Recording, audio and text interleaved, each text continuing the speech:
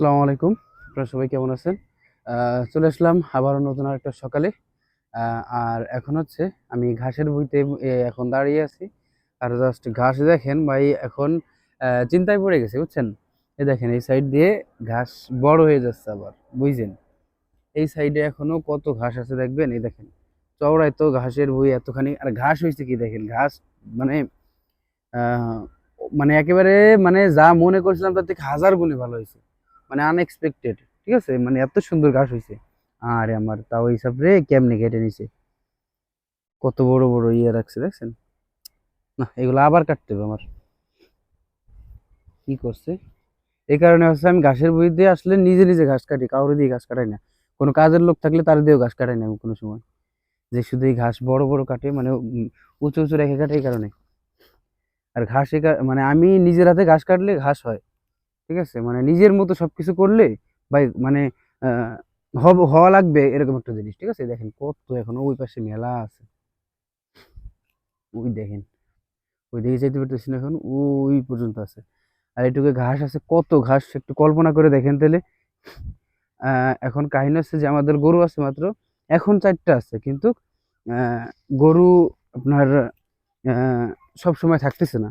কোন সময় কোনটা লাগে বসে চলে যাবে। দেখা গেল একদিনের গরু মানে আজকে একদিনে কাটলে শেষ হয়ে যাবে। এরকম একটা জিনিস।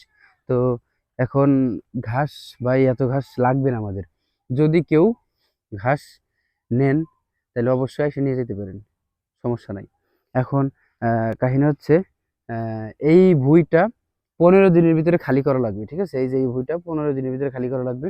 কালকে আমি বাজারে থেকে ঠিক আছে দেখলাম একজন ঘাস কিনে নিয়ে যাচ্ছে। ঠিক আছে? তো তারপরে তারে যেয়ে ধরছি, "ভাই ঘাস কত করে কিনলেন?" বলতেছে যে, "ভাই ঘাস কিনছি হচ্ছে আ ৳৬০ করে।"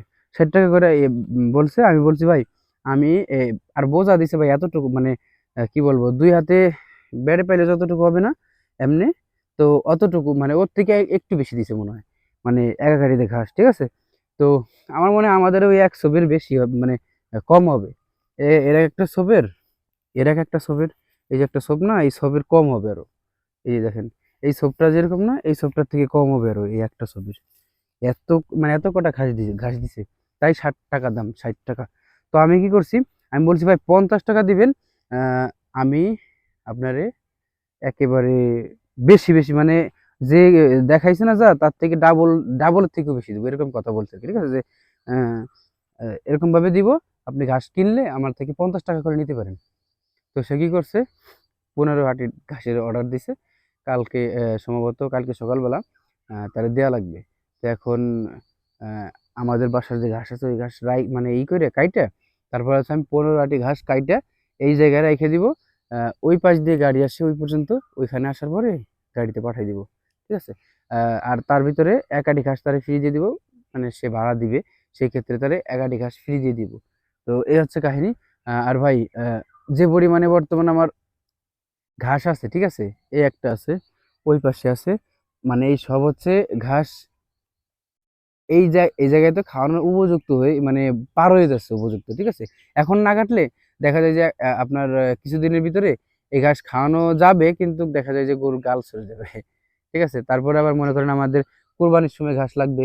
এই পাশ দিয়ে ঘাস বড় হয়ে যাচ্ছে দেখেন আবার এই পাশ দিয়ে কিন্তু ঘাস বড় হয়ে গেছে। আর এই পাশ দিয়ে তো এখনো পইড়াই আছে। তাহলে এই পাশে কাটবো কোন সময়, বড় হবে কোন সময়? এই কারণে ঝামেলা, ঠিক আছে? তো যারা হচ্ছে আপনার ঘাস নিতে চান বা যাদের ঘাস লাগে তো তারা এসে ঘাস নিতে পারেন। কোনো সমস্যা নাই। ঠিক আছে? আ তো যদি কেউ নিতে চান নিতে পারেন। মানে একেবারে আমি কোনো ছাড়াই বলতেছি। যার লাগবে সে নিয়ে যাবেন সমস্যা নেই। তো এই ঘাস এই ভুঁইতে থাকা শর্তে যতটুকু আছে এতটুকুর ভিতরে নিয়ে যেতে পারেন সমস্যা নেই। আম তো যাদের লাগবে আমি লোকেশন বলে দেই।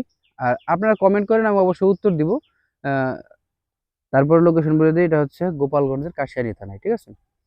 কাশিয়ানী থানার ভিতরে যারা আছেন, দেখা যায় যে আপনার সালথার ভিতরে আছেন বা আ বোয়ালমারী, তারপর হচ্ছে এই পাশে আপনার মকসুদপুর এইসব জায়গার ভিতরে যারা আছেন, এরা এসে নিতে পারবেন।